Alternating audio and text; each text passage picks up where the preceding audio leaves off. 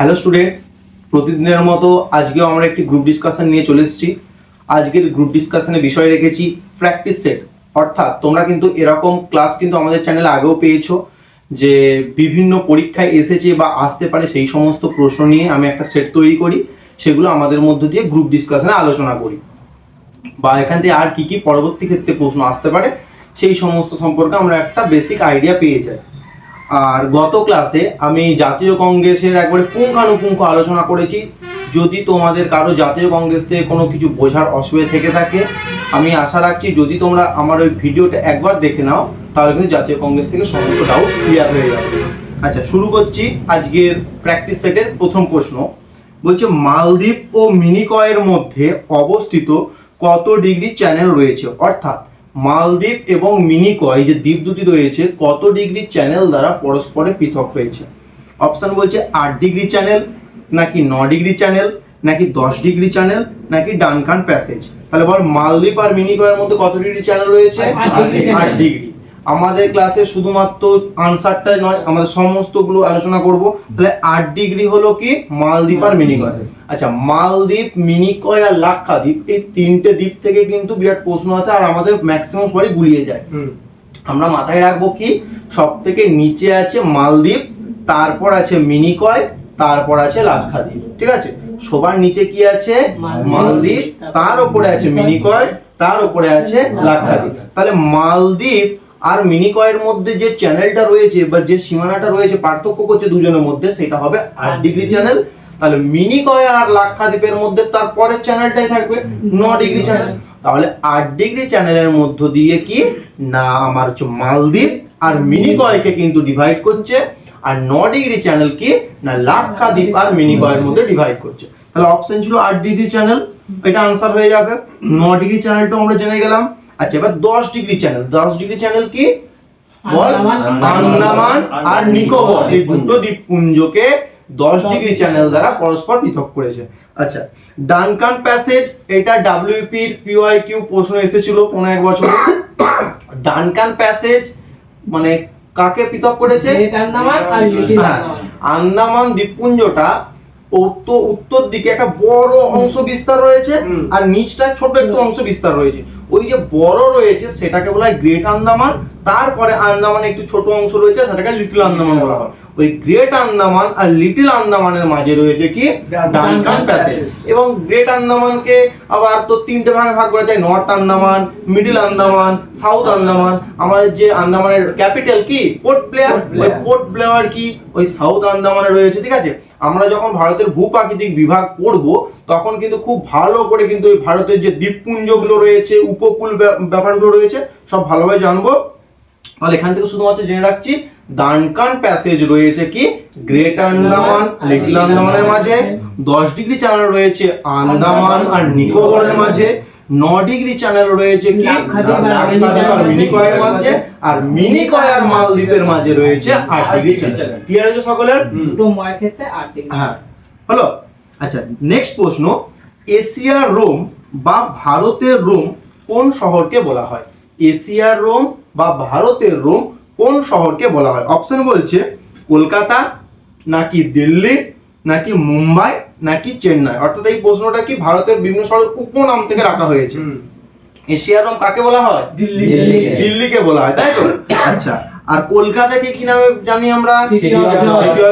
City of palace, তাই তো? অর্থাৎ অট্টালিকা শহর, তাই তো? তাহলে কলকাতা মিছিল নগরীও বলা হয়। হ্যাঁ, মিছিল নগরীও বলা হয়। মিছিল নগরী। আচ্ছা, আবার ফুটবলের মক্কা, হ্যাঁ, ফুটবলের মক্কা বলা হয় কলকাতাকে। তাহলে কলকাতা কি জানলাম? সিটি অফ জয়, প্রাসাদ নগরী, মিছিল নগরী, ফুটবলের মক্কা। দেখ, এটা কিন্তু আমাদের প্রশ্ন নয়, কিন্তু এটার মধ্যে দিয়ে কতগুলো আমাদের প্রশ্ন রিক্যাপ হয়ে যাচ্ছে। আচ্ছা, মুম্বাই কি নামে জানি? ভারতের প্রবেশদ্বার অর্থাৎ গেটওয়ে অফ ইন্ডিয়া। আর কি? হলিউডের শহর, মূলধনের শহর। আমরা কিন্তু মুম্বাইকে এই নামে জানি। চেন্নাইকে কি নামে জানি? সবুজ নগরী বা গ্রিন সিটি বলা হয়। আর একটা এশিয়ার ডেট্রয়েট। আচ্ছা, ডেট্রয়েট কি? ডেট্রয়েট হচ্ছে মোটর গাড়ি নির্মাণ শিল্পের জন্য খুব বিখ্যাত। ভারতে যতগুলো মোটর গাড়ি নির্মাণ শিল্প আছে তার মধ্যে 40% কিন্তু মোটর গাড়ি নির্মাণ শিল্প এই চেন্নাইতে অবস্থিত, বুঝতে পারলি? এর জন্য তার সাথে ওই ডেট্রয়েট শহরের সাথে সামঞ্জস্য রেখে চেন্নাইকে কি বলা হয়? ভারতের ডেট্রয়েট। হলো, যেমন হচ্ছে তোর দুর্গাপুরকে কি বলা হয়? ভারতের রুর। রুর কিন্তু অ্যাকচুয়ালি জার্মানিতে রয়েছে, ঠিক আছে? ওই কোল ফিল্ডের উপর বেসড করে যেমন নাম দিচ্ছে সেরকম এখানে তোর চেন্নাইকে বলা হয়েছে ভারতের ডেট্রয়েট। হলো, তাহলে এশিয়ার রোম বা ভারতের রোম কাকে বলা হয়? দিল্লিকে। ঠিক আছে, নেক্সট প্রশ্ন, অনকোলজি কোন বিষয় সংক্রান্ত বিদ্যা? আচ্ছা, লজি আছে, আমি আগে বলছি লজি মানে কোনো কিছু পড়াশোনাকে অধ্যয়নকে বোঝায়। তাহলে অনকোলজি কোন বিষয় সংক্রান্ত বিদ্যা? অপশন বলছে পাখি, নাকি মাটি, নাকি ক্যান্সার, নাকি চাঁদ? ক্যান্সার। অনকোলজি ক্যান্সার রোগের কিন্তু সংক্রান্ত যে পড়াশোনা সেটাকে বলা হয় অনকোলজি। আচ্ছা, তাহলে পাখি, অর্নিথোলজি। আচ্ছা, ভারতের পক্ষী মানব কাকে বলা হয়? সেলিম আলীকে, তাই তো? সেলিম আলী জাতীয় উদ্যান রয়েছে, পক্ষী অভয়ারণ্য রয়েছে, গোয়াতে রয়েছে। আচ্ছা, তাহলে পাখি সংক্রান্ত যে পড়াশোনা তাকে বলবো অর্নিথোলজি। মাটি সংক্রান্ত যে পড়াশোনা তাকে বলবো পেডোলজি। পেডো, ঠিক আছে, পেডোলজি মাটি সংক্রান্ত। সম্ভবত রক সংক্রান্ত পেট্রোলজি বললে শিলা সংক্রান্ত যে পড়াশোনা পেট্রোলজি, মাটি সংক্রান্ত পড়াশোনাকে পেডোলজি। আচ্ছা, এবার প্রশ্ন আর অপশন চাঁদ। আমরা আগে গহরূপে চিন্তা করেছি, চাঁদ সংক্রান্ত পড়াশোনাকে সেলেনোলজি বলে, আর মহাবিশ্ব সংক্রান্ত পড়াশোনাকে কসমোলজি, তাই তো? হ্যাঁ, হলো, তাহলে অনকোলজি কোন বিষয় সংক্রান্ত বিদ্যা? ক্যান্সার। আচ্ছা, নেক্সট প্রশ্ন, ভারতের প্রথম সবাক ছবি কোনটি? ভারতের প্রথম সবাক ছবি কোনটি? মানে যদিও আমরা চলচ্চিত্রের ইতিহাস আলোচনা করব, যখন ভারতের শিল্প সংস্কৃতি পড়ব তখন চলচ্চিত্রের একটা পার্ট আছে, সেটা আলোচনা করব। তো এখন এমসিকিউ আকারে একটু বলে দিচ্ছি, পরবর্তীতে যখন ডেসক্রিপটিভ হবে তখন এই বিষয়টা ভালো করে আমরা গ্রুপ ডিসকাশন করে নেব। হ্যাঁ, আচ্ছা, এই যে আমরা চলচ্চিত্র দেখছি, চলচ্চিত্রের সবচেয়ে বড় পুরস্কার কি ভারতে? দাদা ভাই নয়, দাদা সাহেব ফালকে। প্রথম পেয়েছিল দেবিকা রানী, তাই তো? আর যদি বাঙালি বলা হয় বীরেন্দ্রনাথ সিরকার, বলিনি? বলেছিলাম তো একটা ক্লাসে। তাহলে এই যে চলচ্চিত্র এত দূর পর্যন্ত এলো, প্রথমেই তো এরকম আসেনি, আস্তে আস্তে হয়েছে। প্রথমে কি নির্বাক হতো, মানে কি কোনো প্রকার সাউন্ড হতো না, তাই তো? অঙ্গভঙ্গের মধ্য দিয়ে চলচ্চিত্রটাকে প্রদর্শন হতো, সেটা নির্বাক। আস্তে আস্তে কি হলো না সবাক হলো, ঠিক আছে? তারপর আরো যত দিন যাচ্ছে রঙিন, আগে সাদা কালো মুভি ছিল না, আস্তে আস্তে রঙিন হচ্ছে। এগুলো পুরো একবারে ক্রোনোলজি অনুযায়ী আমরা আলোচনা করব যে চলচ্চিত্র ইতিহাসটা কিভাবে আজকে আমরা দেখছি এভাবে, ঠিক আছে? তাহলে ভারতের প্রথম সবাক ছবি, মানে সবাক মানে কি কথাবার্তা যুক্ত ছবির নাম কি? অপশন বলছে রাজা হরিশ্চন্দ্র, নাকি আলম আরা, নাকি কিষান কন্যা, নাকি জামাই ষষ্ঠী? আলম আরা, যেটা কত সালে পাবলিশড হয়েছিল? 1931-এ। মাথায় রাখবে 1931-এ। আচ্ছা, তাহলে বাংলা প্রথম সবাক চলচ্চিত্র, যদি বাংলা ওয়ার্ডটা যোগ করে, এটা কি ভারতের প্রথম সবাক? যদি বাংলা ওয়ার্ডটা যোগ করে দেয়, আমাদের গ্রাম বাংলায় জামাই ষষ্ঠীর ব্যাপার আছে না, তাহলে জামাই ষষ্ঠী বাংলায় প্রথম সবাক চলচ্চিত্র। যদি বলা হয় ভারতের প্রথম চলচ্চিত্র সবাক চলচ্চিত্র, আলম আরা ভারতের। আর যদি বলে ভারতের প্রথম বাংলা সবাক চলচ্চিত্র জামাই ষষ্ঠী, যেটা কি ওটা 1931 সালেও কিন্তু হয়েছিল। তাহলে আলম আরাও 31, জামাই ষষ্ঠীও 31। আচ্ছা, রাজা হরিশ্চন্দ্র কি প্রথম নির্বাক। বললাম না আস্তে আস্তে আসছে, প্রথম নির্বাক, তারপর সবাক, তারপর হচ্ছে রঙিন। ওই নির্বাক চলচ্চিত্র প্রথম যদি বলে ভারতের রাজা হরিশ্চন্দ্র, যেটা 1913 সালে কিন্তু হয়েছিল। মনে রাখার কিছু ব্যাপার নাই, 31 ওগুলো হচ্ছিল, তাকে উল্টি 31টাকে উল্টি দিলে কি 13 পেয়ে যাচ্ছি। তাহলে রাজা হরিশ্চন্দ্র হচ্ছে ভারতের প্রথম নির্বাক চলচ্চিত্র, যেটা 1913। যদি সবাক বলে দেয় আলম আরা, যেটা 1931। যদি বলে বাংলা সবাক বলে দেয় জামাই ষষ্ঠী, 1931। আচ্ছা, এরপর আছে কি কিষান কন্যা। প্রথম রঙিন ফিল্মের নাম হচ্ছে কিষান কন্যা। হলো, তাহলে ভারতের প্রথম রঙিন চলচ্চিত্রের নাম কি? ছবির নাম হচ্ছে কিষান কন্যা, যেটা 1937 সালে হয়েছিল। হ্যাঁ, তাহলে ভারতের প্রথম সবাক ছবি কোনটি? আলম আরা। ক্লিয়ার হয়েছে? আচ্ছা, নেক্সট প্রশ্ন, বিরজু মহারাজ কোন শাস্ত্রীয় নৃত্যের জন্য বিখ্যাত? বিরজু মহারাজ, দেখ আমাদের ক্লাসিক্যাল ড্যান্স কটা রয়েছে? 8টা রয়েছে, তাই তো? সাহিত্য নাটক, সাহিত্য সঙ্গীত একাডেমি বলছে তো 8টা রয়েছে, কিন্তু মিনিস্ট্রি অফ কালচারাল অ্যাফেয়ার্স বলছে 9টা, ছৌকে অ্যাড করেছে। আচ্ছা, এই যে তার মধ্যে একটি কি কত্তক, একটি হচ্ছে শাস্ত্রীয় কি নৃত্য। আচ্ছা, সেরকম বলছে এই বিরজু আমি বলেই দিলুম, তাহলে বিরজু মহারাজ কোন শাস্ত্রীয় নৃত্যের জন্য বিখ্যাত? হ্যাঁ, অপশন ছিল কথাকলি, ওডিসি, নাকি কুচিপুডি, নাকি কত্থক। আচ্ছা, তাহলে আনসার কত্থক। কত্থক কোথায় দেখা যায়? ইউপি বা উত্তর ভারতে, তাই তো? আচ্ছা, কত্থক গানের সাথে নাচের সাথে আরো যুক্ত মনে রাখবি মহারাজগুলো মেনলি বিরজু মহারাজ কত্থক, শম্ভু মহারাজ কত্থক, লাচ্চু মহারাজ এটা, তারপর হচ্ছে নারায়ণ, শোভনা দেবী, সীতারা দেবী, নল দময়ন্তী, এতগুলো সব রয়েছে। হলো, তাহলে মেনলি আমরা মহারাজগুলোকে মাথায় রাখবো কত্থক, তাই তো? উত্তরপ্রদেশের কত্থক, তাহলে উত্তরপ্রদেশে কি এখন যোগী সরকার রয়েছে, তাই তো? যোগী একজন কি মহারাজা, তাহলে মহারাজা মানে কোথায় হবে? কত্থক। হলো, ইউপি। হ্যাঁ, তাহলে কত্থকের সাথে যুক্ত কি মহারাজ রিলেটেড যে লোকগুলো রয়েছে, বিরজু মহারাজ, লাচ্চু মহারাজ, শম্ভু মহারাজ, হ্যাঁ, এগুলো হচ্ছে রোশনা দেবী, এগুলো সব কত্থক ড্যান্সের সাথে অ্যাসোসিয়েটেড। আচ্ছা, কথাকলি কি? কথাকলি কোথায় হয়? কেরলের কথাকলি। কেরলের দুটো শাস্ত্রীয় নৃত্য আছে, একটা কথাকলি আর একটা মোহিনীঅট্টম। আচ্ছা, কথাকলি মানে কি কথার সাথে সাথে কিন্তু ড্যান্সটা হবে, সেটাই কথাকলি, এই জন্য নাম দেওয়া হয়েছে। আর মোহিনীঅট্টম নামটা দেওয়া হয়েছে কেন? মোহিনী মানে অট্টম, মোহিনী কথার অর্থ হচ্ছে বিউটিফুল গার্ল। বিউটিফুল গার্ল, মোহিনী কথার অর্থ হচ্ছে বিউটিফুল গার্ল, সেখান থেকে মোহিনীঅট্টম নামটা এসেছে। তাহলে কথাকলির সাথে কে কে যুক্ত মাথায় রাখবি? কুঞ্জকুরু কোলামান্ডালাম, গোপীনাথন নায়ার, রীতা রেলে, হ্যাঁ, শান্তা রাও, কনক রেলে, রীতা গাঙ্গুলি, এগুলো সব। ঠিক আছে, আমরা আস্তে আস্তে আলোচনা করবো, শুধু একটু শুনে রাখবি। আচ্ছা, ওডিসি মানে এই কারণে শুনতে পাচ্ছি যাতে না কেউ জিজ্ঞেস করে তখন বলতে যাতে পারি যে এগুলো নিশ্চয়ই ড্যান্সের সাথে যুক্ত, কিসের সাথে এগুলো এখন শুধু জাস্ট একটু নরমালি একটু টেলারটা ইয়ে রাখ, ঠিক আছে? আচ্ছা, ওডিসি উড়িষ্যায় হয়। কি কি? আচ্ছা, উড়িষ্যার লোকগুলো দেখবি মহাপাত্র, হ্যাঁ, মানসিং, ওদের টাইটেল বেশি হয়। তাহলে কি? সংযুক্তা পানিগ্রাহী, আচ্ছা, প্রিয়ংবদা মহান্তি, দেখবে এগুলো কিন্তু সব উড়িষ্যায়। আচ্ছা, ডোনা গাঙ্গুলি, তাও এইগুলো সব। তাহলে কি কি? প্রিয়ংবদা মহান্তি, হ্যাঁ, ডোনা গাঙ্গুলি, সোনাল মানসিং, সংযুক্তা পানিগ্রাহী, হ্যাঁ, তারপরে এগুলো মাথায় রাখবে উড়িষ্যা। হ্যাঁ, আর কুচিপুডির কি?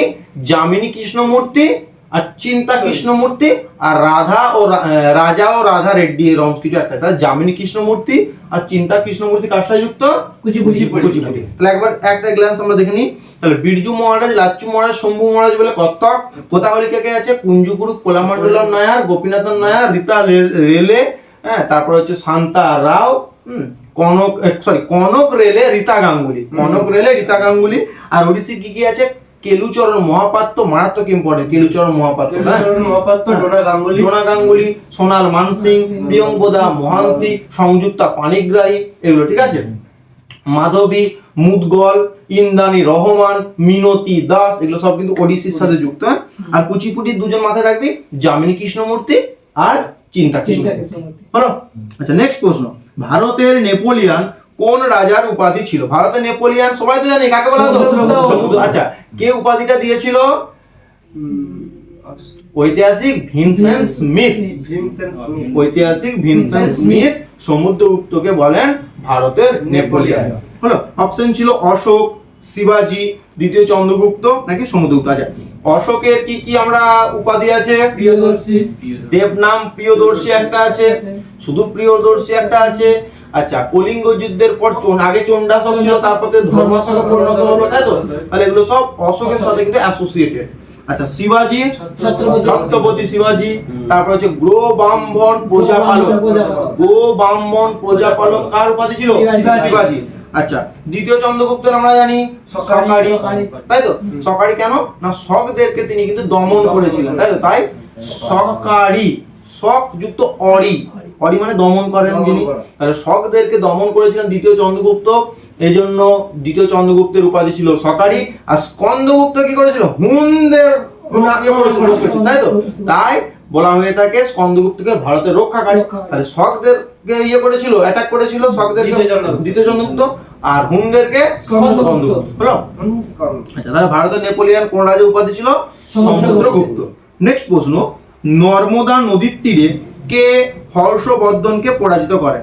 আচ্ছা, নর্মদা নদীর তীরে কে হর্ষবর্ধনকে পরাজিত করেন? আচ্ছা বলতো, হর্ষবর্ধন কোন বংশের রাজা ছিল? না, হর্ষাঙ্ক তো অজাতশত্রু বিম্বিসার, তাই তো? না, পুষ্পভূতি বংশের নয়। সে বলেছিল একদিন গল্প করতে করতে যে তার বোনকে যখন রাজশ্রীকে যখন নিয়ে চলে গিয়েছিল, তাই তো? তখন সে বিদ্রোহটা মানে ইয়ে করেছিল, যুদ্ধ করেছিল, তাই তো? কি বল? শুঙ্গ বংশ আলাদা। শুঙ্গ বংশ কি মৌর্য বংশের পতনের পর শুঙ্গভূতি পড়লো, যেটা হচ্ছে কি পুষ্যমিত্র শুঙ্গ, আর এটা পুষ্যভূতি বংশ, যেটা হচ্ছে কি তোর থানেশ্বরের রাজা, থানেশ্বর অঞ্চলে ছিল। আর হর্ষবর্ধনের রাজধানী কোথায় ছিল? কনৌজ নয়, কনৌজ, যেটা আমরা কনৌজের যুদ্ধ পড়েছি বাবরের সময়। হর্ষবর্ধনের সময় যে বানভট্ট সভাপতি ছিল, হ্যাঁ, হর্ষবর্ধনের সভাকবি ছিল বানভট্ট, দুটো লিখেছিল, একটা হর্ষচরিত, একটা হচ্ছে কাদম্বরী, ঠিক আছে? আচ্ছা, তাহলে নর্মদা নদীর তীরে কে হর্ষবর্ধনকে পরাজিত করেছিল? অপশন বলছে প্রথম পুলকেশী, নাকি দ্বিতীয় পুলকেশী, নাকি বিক্রমাদিত্য, নাকি অশোক? দ্বিতীয় পুলকেশী। মাথায় রাখবি, দ্বিতীয় পুলকেশীকে হর্ষবর্ধন কিন্তু পরাজিত করেছিল। হ্যাঁ, আচ্ছা, দ্বিতীয় পুলকেশীর সভাপতির নাম রবিকীর্তি, যিনি কি লিখেছেন? আই হোল প্রশস্তি, তাই তো?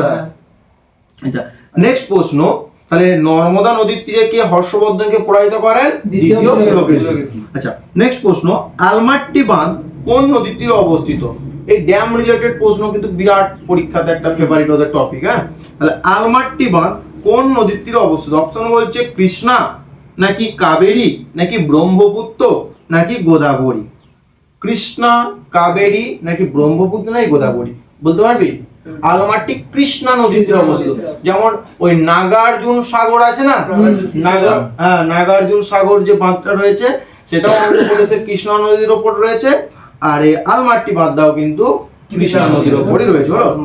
আচ্ছা, কাবেরী নদীর ওপর একটা বাঁধের নাম বল।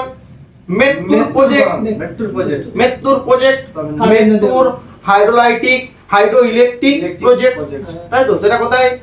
তামিলনাড়ু রয়েছে, কাবেরী নদীর তীরে। আচ্ছা, এবং একটা আমরা সেদিন করছিলাম যে কালনানুর, তাই তো? ওইটাও কিন্তু কাবেরী নদীতেই আছে, কালনানুর প্রজেক্ট, সবচেয়ে সম্ভবত ভারতের প্রাচীনতম। আচ্ছা, আর গোদাবরীতে আছে শ্রীরাম সাগর, তাই তো? শ্রীরাম সাগর ড্যাম কোথায় রয়েছে? গোদাবরী নদীতে। তাহলে আলমাট্টি বাঁধ কোন নদীর তীরে অবস্থিত? আনসার হয়ে যাবে কৃষ্ণা নদীর তীরে। যদি আমাদের গ্রুপ ডিসকাশন তোমাদের ভালো লাগছে বা ভালো লেগে থাকে, তাহলে কিন্তু তোমরা অবশ্যই তোমাদের যে ফ্রেন্ডদের যে এই পড়াশোনার গ্রুপ রয়েছে সেখানে ভিডিওটা শেয়ার করবে, লাইক কমেন্ট শেয়ার করতে একদম ভুলবে না, আর সাবস্ক্রাইব অবশ্যই করে দেবে। নেক্সট প্রশ্ন, বুল ও বিয়ার শব্দ দুটি কিসের সাথে জড়িত? বুল ও বিয়ার শব্দ দুটি কিসের সাথে জড়িত? অপশন বলছে ব্যাংকিং, নাকি আন্তর্জাতিক বাণিজ্য, নাকি শেয়ার বাজার, নাকি অন্তর্দেশীয় বাণিজ্য? আরেকবার বল। শেয়ার বাজার। তাহলে বুল ও বিয়ার কি জিনিস? বুল উপর মানে নিচ দিয়ে গেলে বুল, না উপর দিয়ে গেলে বুল, আর নিচ দিয়ে গেলে অ্যাকচুয়ালি শেয়ার মার্কেটের একটা বাই আর সেল বলে ব্যাপার থাকে। বুল মানে বাই আর সেল মানে হচ্ছে যেটা বিয়ার হচ্ছে। ওই স্টক গুলো যেটা ওইটা কি বলে, ক্যান্ডেল গুলোকে বলা হয় বুল। দেখ আমি বলে দিচ্ছি, বুল মানে কি? ষাঁড়ের যে শিং আছে, সে যখন কাউকে মানে গুঁতায় কি করে বলতো? উপর দিয়ে তুলে দেয়, তাই তো? আর বিয়ার মানে ভাল্লুক যখন কাউকে মারে থাবা মেরে তাকে নিচে বসিয়ে দেয়, তাই তো? তাহলে বুল কি না, শেয়ার বাজারে যখন কোনো কিছুর দাম, আর তো ধর অর্থনীতি চাঙ্গা হচ্ছে আস্তে আস্তে, যদি অর্থনীতি কোনো দেশের অর্থনীতি চাঙ্গা হয় বা উন্নতির দিকে আস্তে আস্তে যাচ্ছে, তখন কি হবে? যে সমস্ত শেয়ার গুলো রয়েছে, শেয়ারের দাম যখন বাড়বে, তখন দেখবি গ্রাফটা দেখবি এভাবে জাস্ট উপর দিকে ট্রেন্ড থাকে না, অর্থাৎ উঠছে, এটা বলা হয় বুল। আর যদি অর্থনৈতিক মন্দা হয়ে যায়, তখন শেয়ারের দাম দেখবি আস্তে আস্তে আস্তে আস্তে দেখবি কমে যাচ্ছে, এটা হচ্ছে বিয়ার। বিয়ার নিচ দিকে তাপা মেরে কালকে মেরে দেয়, আর বুল কি করে না, এভাবে সিং লাগিয়ে উপর দিকে দেয়। তাহলে বুল কি, যখন শেয়ারের দাম বাড়তে থাকে তখন সেটাকে বলা হয়, সেই ট্রেন্ডটাকে বলা হয়ে থাকে বুল। আর বিয়ার কি, যখন কমবে, শেয়ারের দাম কমে যাবে, সেটা বলা হবে বিয়ার। হলো। তাহলে বুল ও বিয়ার কিসের সাথে জড়িত? শেয়ার বাজারের সাথে জড়িত। হলো। আচ্ছা, এই যে দেখবি শেয়ার বাজারে মেইনলি শেয়ার বাজার কি হলো, গ্রাফিক্সটা হচ্ছে মেইন জিনিস, তাই তো? লাইন গ্রাফ বা বার গ্রাফ যেগুলো দেখায় তোরা দেখতে পাবি, ধর একটু আস্তে আস্তে যে উঠছে, Candlestick গুলো, হ্যাঁ, হ্যাঁ। উপর দিকে উঠছে, তার মানে কি বুল পজিশনে যাচ্ছে। আর এই যে অনুমান করবে, ধর কোন একটা ব্যক্তি অনুমান করলো এই শেয়ারটার বেশি দাম হবে না, এটা কমে যাবে, তো অর্থাৎ কি বেয়ার সেল করবে। আবার না, সেই সে বাই সেল নামবে। যখন ধর আমি দামটা প্রেডিক্ট কমবে। করছি যে এই জিনিসটার দামটা আস্তে আস্তে কমে যেতে পারে, আর যদি সত্যি কমে যায় তখন আমাকে বললো বেয়ারিশ। বেয়ারিশ হ্যাঁ। যিনি অনুমান করেন যে এই প্রোডাক্টটার দামটা কমে যাবে তাকে বলে বেয়ারিশ, আর আমি অনুমান করছি যে এই প্রোডাক্টের দামটা মনে হচ্ছে বাড়তে পারে, আর যদি সত্যি প্রকৃতপক্ষে দেখি বেড়ে গেছে তাহলে আমি বলি বুলিশ।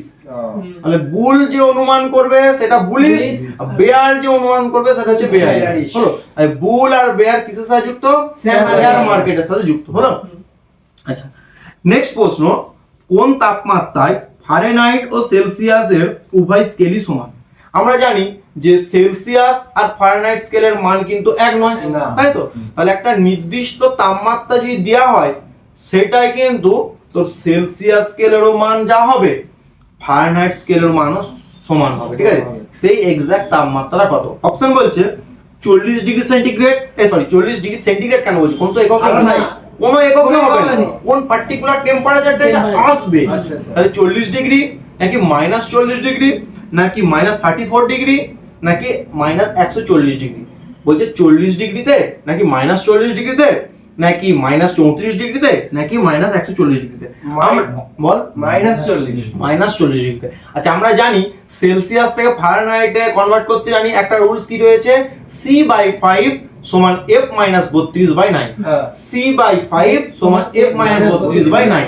আচ্ছা, তোমরা যদি C এর মানটাতেও -40 লিখবে আর F এর মানটাতেও -40 লিখবে, দেখবে ইকুয়েশন করে দেখবে একবারে 0 আসবে, অর্থাৎ কোনো কিছু হবে না। হলো, কিংবা তোমরা C এর মানটা x ধরলে আর দুটোই সমান হয় বলেছি, সেলসিয়াসে যা হবে ফারেনহাইটে তাই হবে, তাহলে সেলসিয়াস C/5 যেটা লিখছি x/5 লিখবো, আর F-32 F এর মানটাও তো সমান হবে, মানে x -32/9 দিয়ে কাটাকুটি করলে তোরা পেয়ে যাবি, দেখবি x সমান -40 ডিগ্রি। বুঝতে পারলি?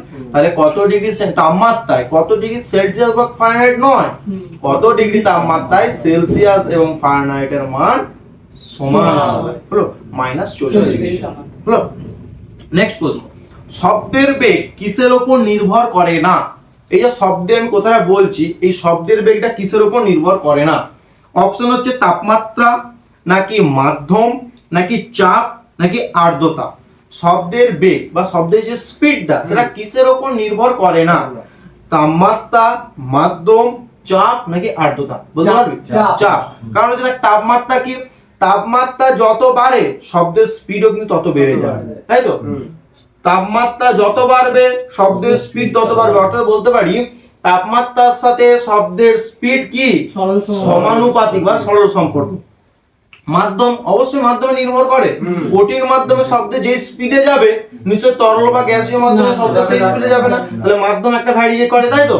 আচ্ছা, চাপ, চাপ কোনো কিছু করে না। আর্দ্রতা কি, আর্দ্রতাও কিন্তু সমানুপাতিক, ঠিক আছে? আর্দ্রতা মানে কি, বাতাসে যে পরিমাণ জলীয় বাষ্প রয়েছে সেটা কি বলা হয়ে থাকে বোঝা বাংলায় আর্দ্রতা। এবার অনেক আর্দ্রতা ভাগ রয়েছে, বিশেষ আর্দ্রতা রয়েছে, নিরপেক্ষ আর্দ্রতা রয়েছে, আপেক্ষিক আর্দ্রতা রয়েছে, আমরা এত কিছু যাচ্ছি না, মাথায় রাখবো আর্দ্রতা মানে কি, বাতাসে জলীয় বাষ্পের পরিমাণ কি বলা হয়ে থাকে আর্দ্রতা। এবার আর্দ্রতা, বাতাসে যদি জলীয় বাষ্প বেশি থাকে, অর্থাৎ বেশি যদি আর্দ্র হয় বাতাসটাকে শব্দের স্পিড কিন্তু বাড়বে, তাহলে মাথায় রাখবো তাপমাত্রা আর আর্দ্রতার সাথে কিন্তু শব্দের বেগ সমানুপাতিক। হলো, সরল বা সমানুপাতিক। মানে শব্দের বেগ চাপের উপর কোনো ডিপেন্ড করে না, বায়ুর চাপ কত তার উপর কোনো ডিপেন্ড করবে না শব্দের বেগ। নেক্সট প্রশ্ন, লোহিত রক্তকণিকার গড় জীবনকাল কতদিন? আচ্ছা, লোহিত রক্তকণিকা আমরা জানি 3 ধরনের কণিকা রয়েছে, লোহিত রক্তকণিকা, শ্বেত রক্তকণিকা, অনুচ্চক কণিকা বা প্লেটলেট, তাই তো? আর এই 3 ধরনের যে রক্তকণিকাগুলো রয়েছে তাদের জীবনীকাল আছে। আচ্ছা, সেরকম বলছে লোহিত রক্তকণিকার জীবনীকাল কতদিন? অপশন বলছে তোর 140 দিন নাকি 15 দিন নাকি 120 দিন নাকি 99 বা কোনোটি নয়। অপশনগুলো আর বলছি, দেখ 140 দিন নাকি 15 দিন নাকি 120 দিন নাকি কোনোটি নয়। 120 120 দিন। দেখ ওরা গড় কথাটা বলছে, একটু কম বেশি হতে পারে। আমরা আগে জানি যে গড় মানে কি বেশি থাকলে একটু কমবে আর কম থাকলে একটু বাড়বে, দিয়ে একটা ভারসাম্য অবস্থাটাকে বলা হয় গড় বলা হয়, তাই তো? তাহলে এবার সব ব্যক্তির ক্ষেত্রে সমান নাও হতে পারে, ঠিক আছে, কিন্তু একটা গড় ধরে নেওয়া হচ্ছে যে লোহিত রক্তকণিকা 120 দিন বাঁচে। আচ্ছা, শ্বেত রক্তকণিকা কতদিন বাঁচবে? 1 থেকে 15 দিন, 1 থেকে 15 দিন, আর অনুচক্রিকা 10 দিনের মতো। হ্যাঁ, তাহলে এখান থেকে মেইনলি ওই লোহিত রক্তকণিকাটা বেশি প্রশ্নতে আসে যে লোহিত রক্তকণিকার গড় আয়ুকাল কতদিন? 120 দিন। শ্বেত রক্তকণিকার 1 থেকে 15 দিন বা 15 দিন, আর একটা অনুচক্রিকার কত? 1 থেকে 10 দিন। 10 দিন, ঠিক আছে। আচ্ছা, এবার প্রশ্ন কি না, আচ্ছা লোহিত রক্তকণিকা কোথায় তৈরি হয়? বোন মেরো বা অস্থিমজ্জা। এই যে আমরা যে হাড়টা থাকে না, আমরা মাংস যখন খাই, হাড়ের মাঝখানে যদি একটা ফাঁপা অংশ থাকে, কালো কালো একটা পদার্থ থাকে না, ওইটা বলা হয় অস্থিমজ্জা। ওই অস্থিমজ্জা থেকে কিন্তু লোহিত রক্তকণিকাটা তৈরি হয়। হলো? আচ্ছা, লোহিত রক্তকণিকার একটা কাজ বলতে পারবি?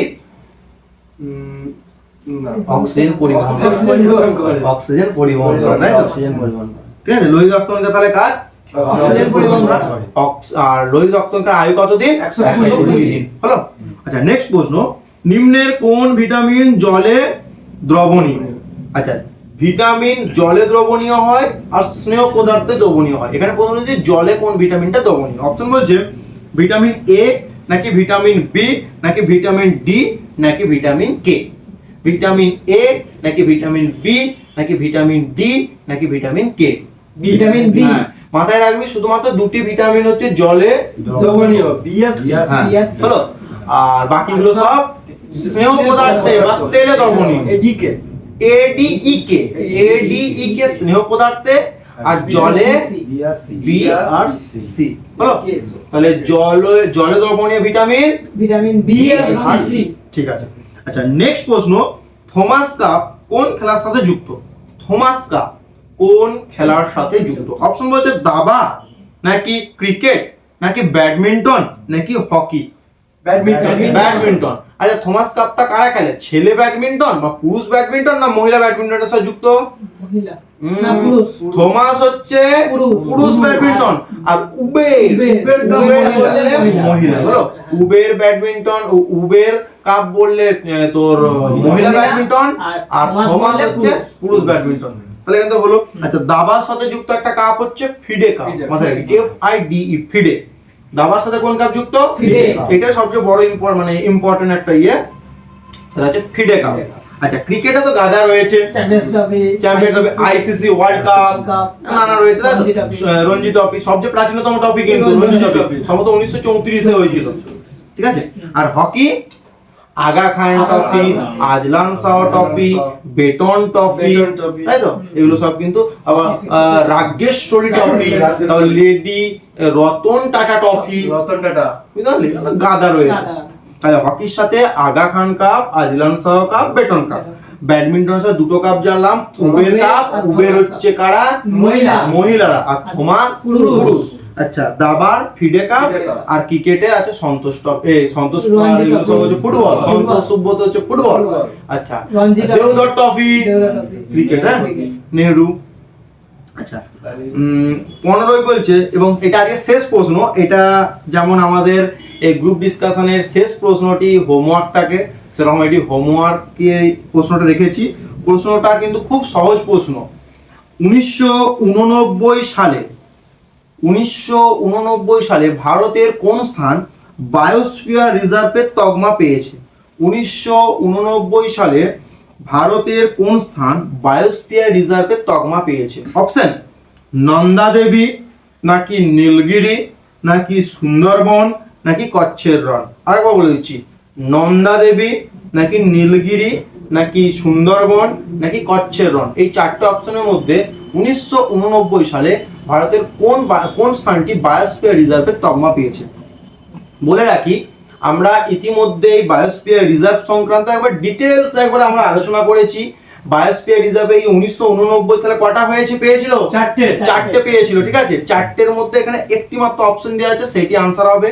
তোমরা যদি বায়োস্ফিয়ার রিজার্ভের ভিডিওটা আমার না দেখে থাকো, আমি বলবো যদি তোমাদের প্রয়োজন হয় তোমরা কিন্তু অবশ্যই এই ভিডিওটা দেখে নিতে পারো।